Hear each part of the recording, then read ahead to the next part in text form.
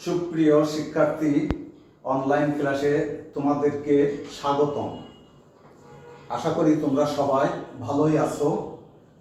আমরা আজ দ্বাদশ শ্রেণীর রসায়ন দ্বিতীয় পত্রের জৈব রসায়নের জৈব যৌগের নামকরণ সম্পর্কে আলোচনা করব।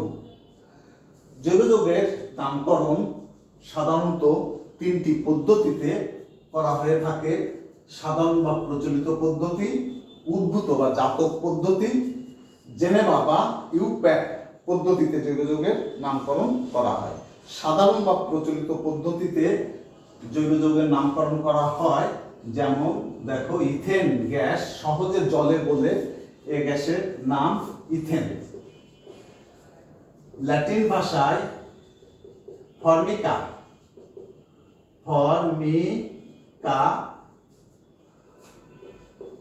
ল্যাটিন ভাষায় ফর্মিকা মানে পিঁপড়া।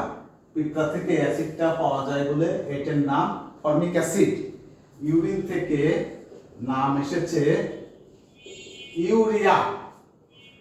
এইভাবে সাধারণ বা প্রচলিত পদ্ধতিতে জৈব যৌগের নামকরণ করা হতো। অ্যালকেনের নামের পূর্বে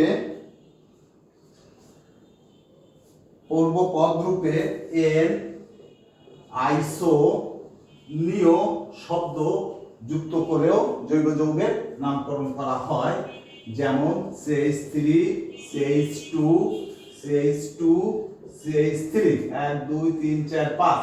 এটার নাম লেখা হতো এন পেন্টেন। আবার এখান থেকে যদি একটা শাখা বেরোতো তাহলে এটার নাম হতো আইসো পেন্টেন। 1 2 3 4 5 আইসো পেন্টেন।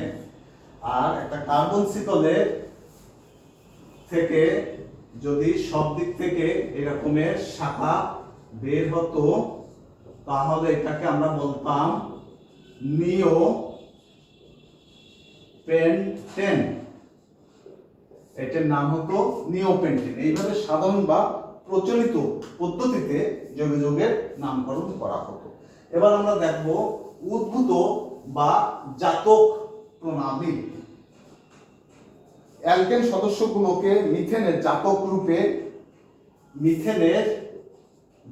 রূপে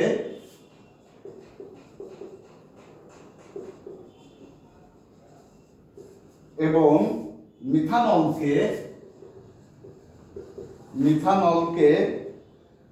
সাথে হাইড্রোজেন পরমাণুকে প্রতিস্থাপকের নাম যুক্ত করে কার্বিনল হিসেবে অ্যালকোহলের নামকরণ করা হয়। যেমন আমরা দেখি এটার নাম হচ্ছে মিথেন। এবার যদি আমরা এই যৌগটা লিখতাম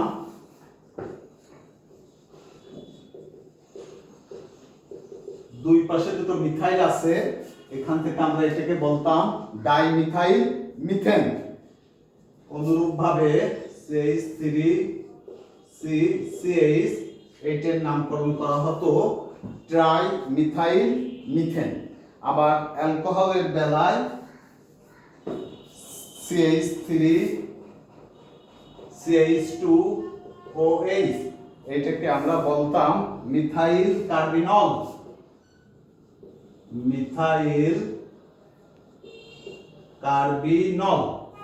CH3CH2OH এটার নাম হচ্ছে মিথাইল কার্বিনল। তারপর যদি একটা CH3CH2OH তাহলে এটার নাম হতো ইথাইল কার্বিনল। তারপর CH3CH2OH এটার নাম হতো ডাইমিথাইল কার্বিনল। এরপর উদ্ভূত প্রণালী থেকে আমরা জেনেভা বা আন্তর্জাতিক প্রণালীতে জৈব যৌগের নামকরণ করব। সর্বপ্রথম 1892 সালে আন্তর্জাতিক খ্যাতিমান রসায়নবিদরা সুইজারল্যান্ডের জেনেভা শহরে এক সম্মেলনে জৈব যৌগের কার্বন শিকল ও কার্যকারী মূলক ভিত্তিক নামকরণের যে কার্যকর বিধিমালা প্রণয়ন করেন তাকে জেনেভা বা ইউপ্যাক পদ্ধতি বলা হয়। ইউপ্যাকের ফুল মিনিংস হচ্ছে inter national union of pure and applied chemistry. এটার নাম হচ্ছে international union of pure and applied chemistry. এই পদ্ধতিতে জৈব যৌগের নামকরণ আমরা এখন শিখব।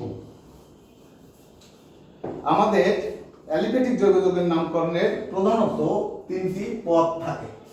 অ্যালিফ্যাটিক জৈব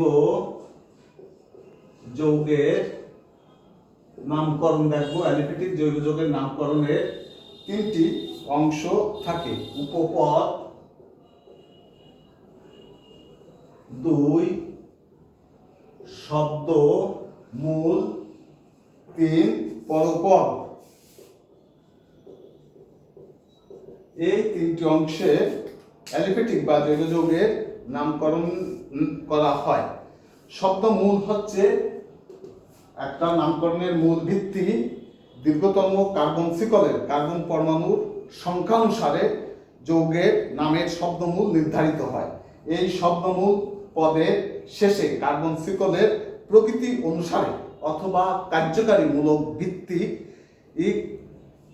পরপদ যোগ হয়। এরপর মূল জৈব যৌগের নামকরণ স্থিরকৃত হয়। তারপর মূল জৈব যৌগের কার্বন শিকলের হাইড্রোজেন পরমাণু অন্য কোনো মূলক বা পরমাণু দ্বারা প্রতিস্থাপিত হলে তাকে উপপদ হিসেবে মূল জৈব যৌগের নামের পূর্বে কার্বন শিকলে তার অবস্থান নির্দেশক সংখ্যা সহ যোগ করা হয়। এটা আমরা এই তিনটে অংশে দেখলাম। এবার আমরা একটু অ্যালকাইল মূলক কি সেইটা আমরা আগে বলি।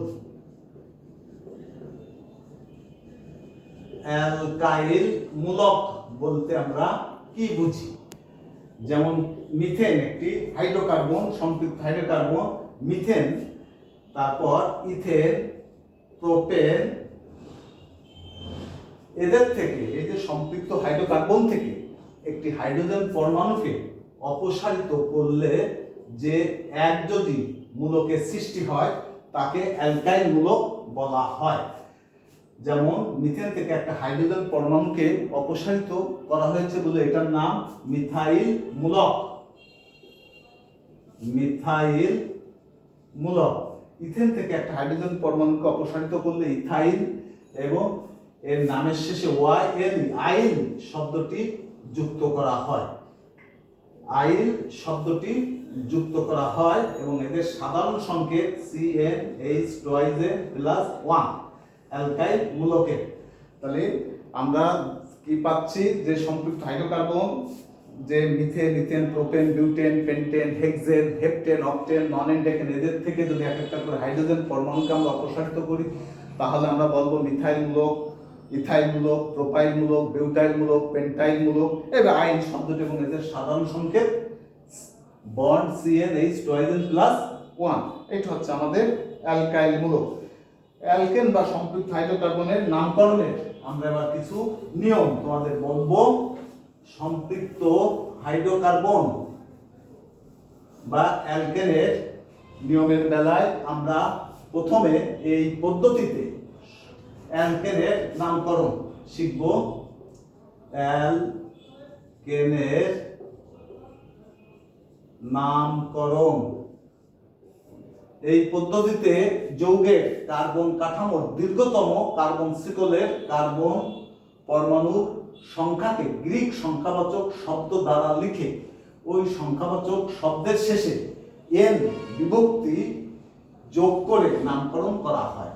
যেমন এখানে 6 কার্বন বিশিষ্ট একটি অ্যালকেন লিখেছি, এখানে গ্রিক ভাষায় হেক্স অর্থাৎ 6 এবং এর নামের শেষে n যুক্ত করেছি করে হেক্সেন আমরা পেয়েছি। এরকম পেন্টেন, হেপটেন, অকটেন হলে 8 কার্বন, এইভাবে লিখতে হবে। 2 নাম্বার, শাখাযুক্ত অ্যালকেনের বেলায় সম্ভাব্য কার্বন শিকলের মধ্যে থেকে দীর্ঘতম কার্বন শিকল ঠিক করে শিকলটির বাম ও ডান উভয় দিক থেকে শেষ প্রান্ত পর্যন্ত আমরা 1 2 3 ইত্যাদি সংখ্যা দ্বারা শিকলের কার্বন পরমাণুগুলোকে চিহ্নিত করা হয়। পরে একাধিক পার্শ্ব শিকলের অবস্থান নির্দেশক সংখ্যা যোগফল ডান বা বাম দিক যে দিক থেকে ক্ষুদ্রতর হয় সেই দিকের সংখ্যাকে পার্শ্ব শিকল বা মূলকের নামের পূর্বে লেখা হয়। নামের পূর্বে সেটাকে আমরা লিখব।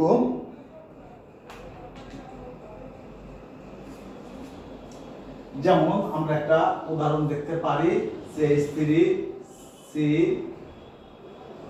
CH3 bond CH3 bond CH2 bond CH3 bond CH3।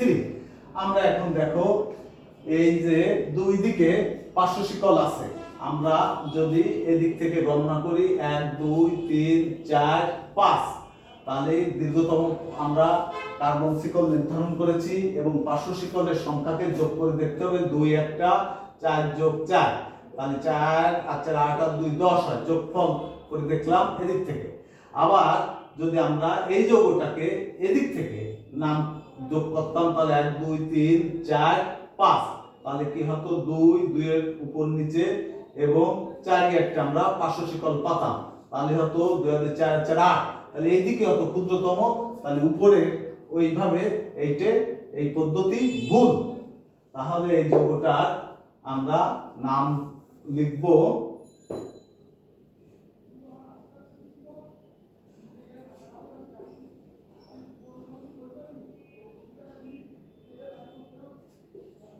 এই যৌগটার তাহলে নামকরণ হবে এদিক থেকে 1 2 3 4 5, তাহলে 2, 2 2 2 4 এবং মিথাইল মূলক আছে 3টা, ট্রাই মিথাইল, মূল শিকলের কার্বন সংখ্যা 5টি, পেন্টেন 2 2 4 ট্রাই মিথাইল পেন্টেন, এইটা এর নামকরণ হবে। এবার আমরা 3 নম্বর নিয়ম বলি। যখন সমসংখ্যক কার্বন পরমাণুযুক্ত দুটি দীর্ঘতম কার্বন শিকল হয় তখন অধিক মূলক বা শাখাযুক্ত কার্বন শিকল মূল যৌগের বিবেচনা করা হবে। 4 পার্শ্ব শিকলের মূলকগুলোকে এদের ইংরাজি নামের প্রথম অক্ষরকে বর্ণক্রম অনুসারে পরে মূল অ্যালকেনের নামের পূর্বে স্ব স্ব অবস্থানের সংখ্যা বা হাইফেন দিয়ে লেখা হবে।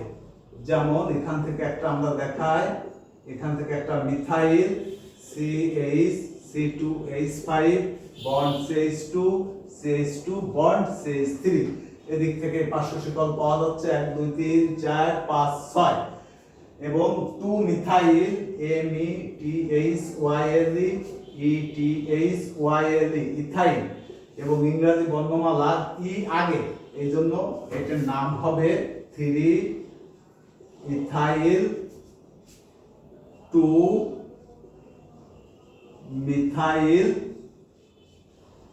হেক্সেন। ইংরেজি বর্ণমালা পার্শ্ব শিকলের ইংরেজি বর্ণমালা নামের প্রথম অক্ষরে যে আগে আসবে তার নামটা আগে লিখতে হবে।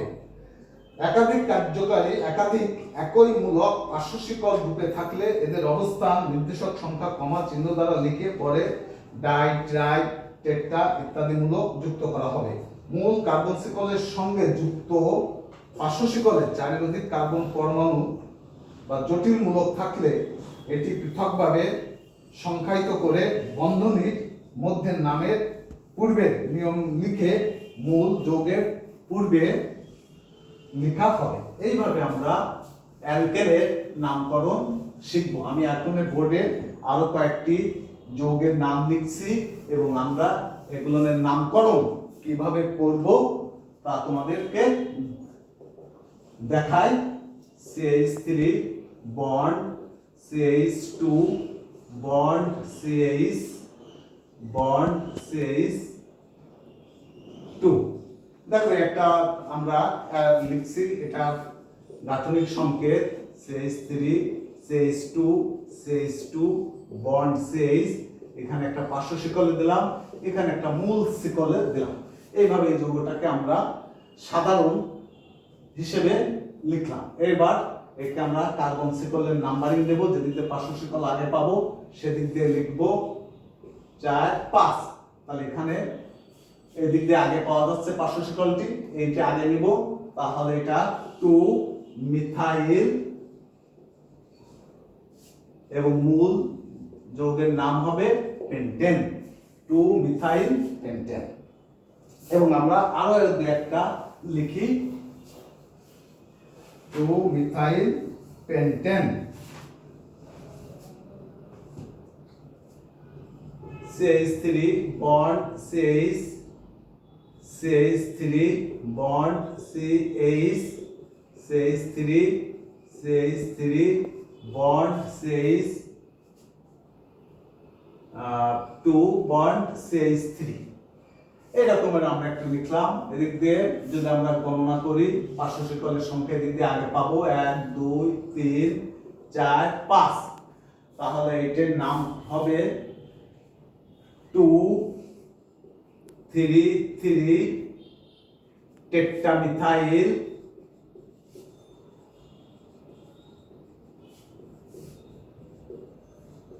Pentane, 2, 3 3 টেট্রামিথাইল pentane.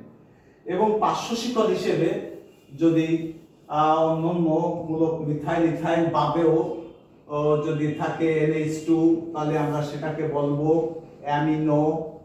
যদি Cl থাকে তাহলে তার নামে আমরা লিখব ক্লোরো। Br থাকলে পার্শ্ব শিকল হিসেবে লিখবো ব্রোমো। NO2 থাকলে পার্শ্ব শিকল হিসেবে তার নাম লিখবো নাইট্রো। এইভাবে আমাদের অ্যালকেনের নামকরণ করা হবে। তোমরা বাসায় প্র্যাকটিস করবে, বইয়ের পিছনে অনুশীলনীতে আরো অনেক আছে, এগুলো তোমরা আগামী ক্লাসে করে নিয়ে আসবে এবং কোনোটা অসুবিধা হলে আমাকে জিজ্ঞাসা করবে এবং আমি তোমাদেরকে সেই বিষয় সমাধান করে দিব। সবাইকে ধন্যবাদ এবং পরবর্তী ক্লাসে আমরা অ্যালকিন বা অ্যালকাইলের এবং আরো যেসব কার্যকারী মূলকযুক্ত যৌগ জৈব যৌগ আছে সেসব আমরা শেখাবো তোমাদের সবাইকে ধন্যবাদ।